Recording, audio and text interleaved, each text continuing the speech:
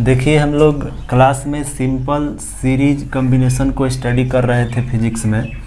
तो simple series combination connection में आपको हम इक्विवेलेंट रेजिस्टेंस कैसे फाइंड आउट किया जाए ये बता चुके थे कि R equivalent is equal to R1 plus R2 plus R3 plus R4।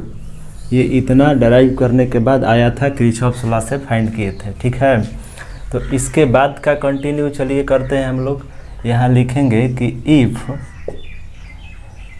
In number of resistors are connected in series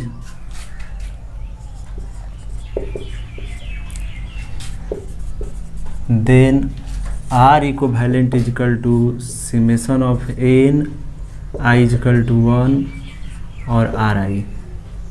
इस तरह से होगा। मतलब अगर n आपका आइडेंटिकल रेजिस्टेंस, अगर आइडेंटिकल नहीं n रेजिस्टेंस अगर आपका कनेक्टेड हो इस तरह से, मान लीजिए dot dot dot R1 R2 R3 Rn, तो उसके लिए ये फार्मूला सूटेबल होगा। ठीक है, तो इसको नोट करना है। आगे बढ़ते हैं। इसके बाद यहाँ स्पेशल कंडीशन एक लेते हैं। स्पेशल कंडीशन में है कि if n identical resistors are connected in series then R equivalent is equal to NR होगा। किस तरह से? तो कहा गया कि अगर आपका n आइडेंटिकल रेजिस्टेंस सीरीज में कनेक्टेड है, dot dot R R R R n, मतलब कि सबका रेजिस्टेंस सेम है और n रेजिस्टेंस है जो कि सीरीज में कनेक्टेड है, तो इक्विवेलेंट रेजिस्टेंस NR होगा। समझ में आ रहा होगा। जैसे मान लीजिए कि आपका 5 ओम का इस तरह से मान लीजिए 3 रेजिस्टेंस है, तो 1 2 3 रेजिस्टेंस है, मैंने इनका वैल्यू 3 है, R 5 ओम है, तो R इक्विवेलेंट क्या हो जाएगा सीरीज में? तो 3 × 5 15 ओम। इस तरह से जोड़िएगा भी तो वही ना आएगा, 5 + 5 + 5 15।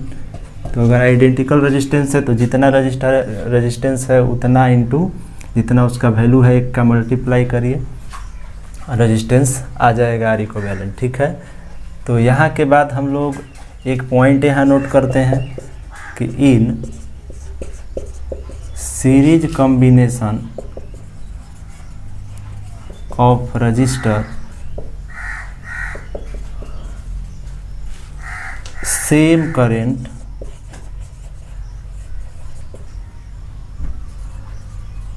passes in all resistance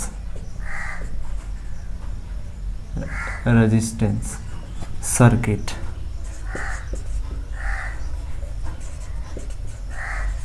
series combination के रेजिस्टेंस, अगर रजिस्टर है सीरीज कॉम्बिनेशन में है तो सेम करंट उस सब में पास करता है, हर एक रेजिस्टेंस में, सर्किट में। ये बात ध्यान रखना है, क्योंकि बताया भी गया था जब सेल जोड़े थे तो देखे होंगे आप। तो यहाँ के बाद इसको मिटाते हैं और पैरेलल कॉम्बिनेशन को चलिए देखते हैं। इसको नोट कर लेना है। यहाँ से ही सीरीज और पैरेलल कॉम्बिनेशन जो सीख लेंगे आप हम लोग, तो आगे इसी के हेल्प से आगे बढ़ेंगे हम लोग। कंडीशन जो भी है सर्किट एनालिसिस में आपको बताए थे, क्योंकि ये सर्किट एनालिसिस का ही कंटिन्यू स्टडी कर रहे हैं हम लोग। तो सिंपल सीरीज पैरेलल कॉम्बिनेशन का स्टडी कर लेंगे, वैसे जैसे ही कर लेंगे वैसे आगे बढ़ेंगे, तो इसी के हेल्प से आपको बात समझ में आएगा, इसलिए इसको ध्यान से समझना है। तो यहाँ पे लिखेंगे सिंपल पैरेलल कनेक्शन। तो लिखेंगे यहाँ इन पैरेलल कॉम्बिनेशन, या ऐसे लिखेंगे यहाँ resistors are connected connected with sidewise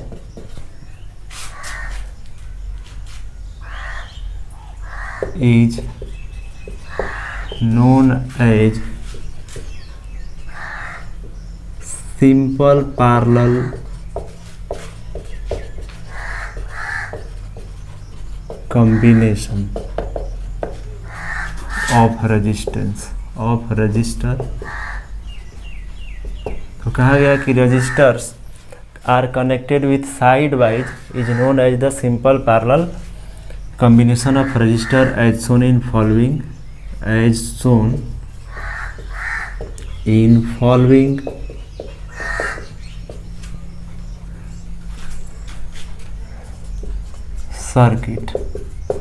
circuit में देखने को कहा गया। तो चलिए यहाँ पैरेलल कॉम्बिनेशन को समझते हैं। मान लीजिए कि 3 रजिस्टर है आपके पास, उसको कनेक्ट करना है पैरेलल कॉम्बिनेशन के साथ। तो इस तरह से कर सकते हैं, एक रजिस्टर को इस तरह से रखेंगे, दूसरा रजिस्टर को इस तरह से, और तीसरा रजिस्टर को इस तरह। तो ये जो कॉम्बिनेशन आपका है ये पैरेलल कॉम्बिनेशन है। R1, R2 और R3 मान लीजिए रजिस्टर है। इस टर्मिनल का नाम A दे दें तो इसका नाम B हो जाएगा। तो ये पैरेलल कॉम्बिनेशन हो गया रजिस्टर का। तो ये इस तरह से तो होगा ही। इसको अगर पैरेलल कॉम्बिनेशन को अल्टरनेटिव अगर दिखाया जाए तो इस तरह हो सकता है।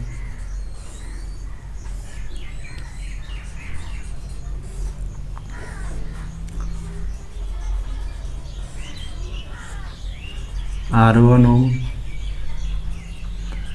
R2 ओम, R3 ओम।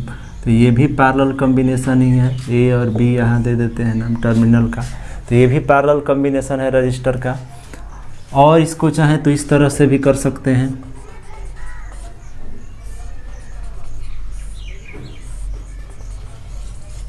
ये भी पैरेलल कॉम्बिनेशन है। तो ये तीनों जो आप देख रहे हैं यहाँ पे सर्किट, ये पैरेलल कॉम्बिनेशन है रजिस्टर का। R1 ओम, R2 ओम, R3 ओम। तो यहाँ से आगे बढ़ते हैं हम लोग और देखते हैं इसका इक्विवेलेंट रेजिस्टेंस। तो हम लोग यहाँ लिखेंगे heading calculation of equivalent resistance of the above parallel combination of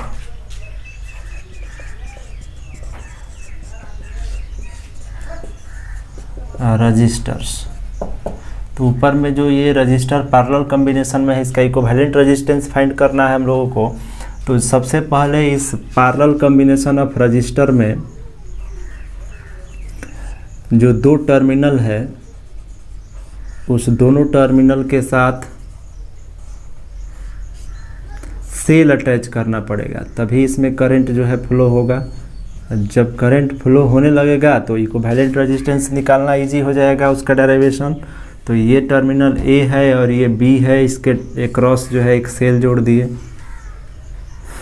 जिसका EMF ही है। मान लिए ये फिगर 1 है, ठीक है। अब इसमें करंट फ्लो होने लगा, यहाँ तक आया करंट। जैसे ही यहाँ आया तो इसमें करंट जो है एक जंक्शन मिला है, 3 रास्ता करंट का जाने का है यहाँ। तो इधर जाएगा, इधर, इधर।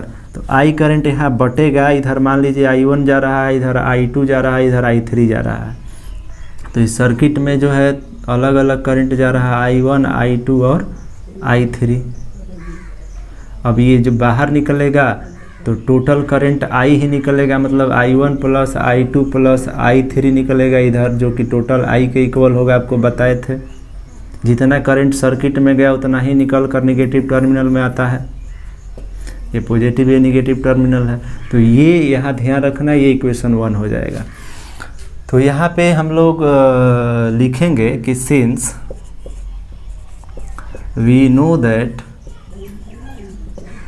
I1 इजकल टू, है ना, I जो इस R1 में I1 करंट जा रहा है, ये I1 जो करंट है ये इक्वल होगा R1 बाई जो EMF अप्लाई हुआ है E के, ठीक है। ऐसे ही सिमिलरली I2 जो है होगा R2 बाई EMF, क्योंकि आपको पता है कि R इजकल टू भी आई होता है, तो ये EMF मतलब भी ही वोल्टेज ही है ये, क्योंकि ओम्स लॉ से पता है V is equal to I R होता है, तो आपका I is equal to V by R हो जाएगा। तो V बाई आर हो जाएगा तो I1 इजकल टू यहाँ E बाई R1 होगा,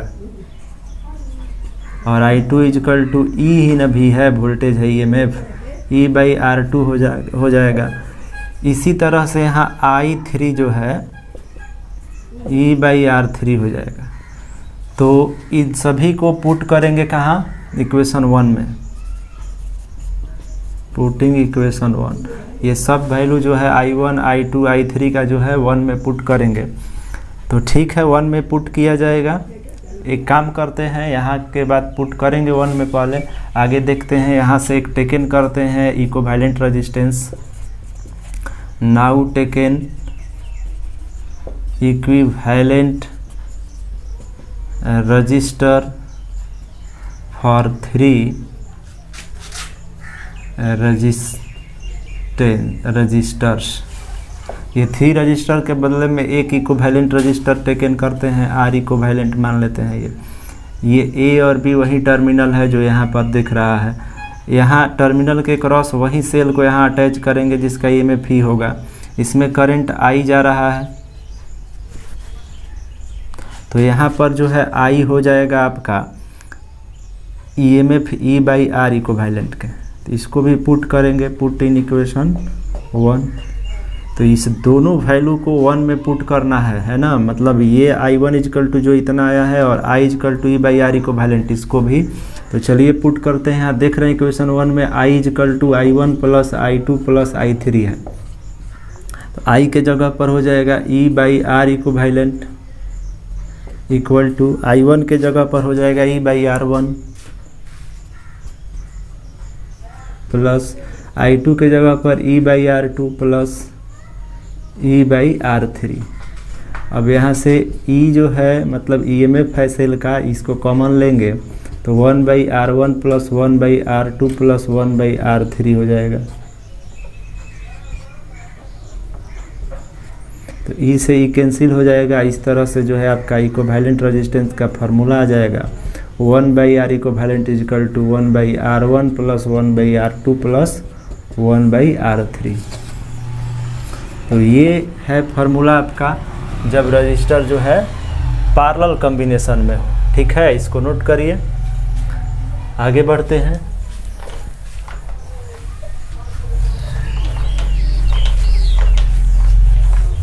तो इक्विवेलेंट रेजिस्टेंस का क्या फार्मूला आ गया है यहाँ, since 1 by R equivalent is equal to 1 by R1 plus 1 by R2 plus 1 by R3। तो यहाँ पे जो है इसको आप समझ रहे होंगे। अगर यहाँ कंडीशन लिखे कि if n resistors are connected with parallel combination then 1 by R equivalent is equal to 1 by R1 plus 1 by R2 plus dot dot dot 1 by Rn हो जाएगा। जितना होगा उतना आगे बढ़ेंगे। कंडीशन यहाँ फिर लेंगे, स्पेशल कंडीशन एक,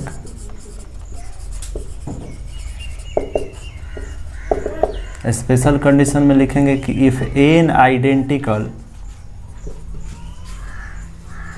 registers are connected in parallel combination. ये पैरेलल के लिए साइन है, सिंबल है। ठीक है, तो पैरेलल कॉम्बिनेशन में अगर आइडेंटिकल रेजिस्टेंस हो तो 1 by R equivalent is equal to हो जाएगा n बाई R। तो R इक्विवेलेंट केवल क्या हो जाएगा, तो R बाई n हो जाएगा। ठीक है, इतना ध्यान रखना है। जैसे मान लीजिए एग्जाम्पल अगर ले हम लोग, तो एग्जाम्पल में मान लीजिए कि 2 रजिस्टर को हम पैरेलल में कनेक्ट कर दिए आर आर, तो आर इक्विवेलेंट निकालने चलिएगा तो 1/r + 1/r आ जाएगा। इसको सॉल्व करिएगा तो आपका 1/r इक्विवेलेंट = 2/r आ जाएगा, है ना। देखिए यहाँ n/r इसीलिए लिखे हैं, 2 रजिस्टर है तो 2/r आ रहा है ना। r इक्विवेलेंट क्या आएगा तो r/n आएगा। r/n का मतलब r/2 ओम चेंज हो जाएगा ना। तो ये समझ ठीक है, ये सब समझ में बात आ रहा होगा, इसको नोट करिए। हम लोग सीरीज और पैरेलल कॉम्बिनेशन के लिए इक्विवेलेंट रेजिस्टेंस जो है निकालना सीख रहे थे, समझ में बात आया होगा। ये आप 10th क्लास में भी सीखे थे, तो वहाँ ओम्स लॉ से वर्क हुआ था। यहाँ पे हम लोग किरचॉफ्स लॉ को भी अप्लाई किए हैं और ओम्स लॉ को भी अप्लाई यहाँ किए हैं, ठीक है। सीरीज वाले में किरचॉफ्स लॉ को अप्लाई किए थे। तो इससे रिलेटेड अब रह जाता है क्वेश्चन, तो अगले क्लास में हम लोग इससे रिलेटेड एप्लीकेशन करेंगे, कुछ क्वेश्चन को सॉल्व करेंगे इम्पोर्टेंट। आज के लिए इतना ही रहने देते हैं, मिलते हैं अगले क्लास में इसके एप्लीकेशन के साथ। कुछ क्वेश्चन बनाया जाएगा सर्किट एनालिसिस से, जितना भी सिंपल सीरीज और पैरेलल कॉम्बिनेशन देख रहे थे। आज के लिए इतना ही रहने देते हैं, मिलते हैं अगले क्लास में, ठीक।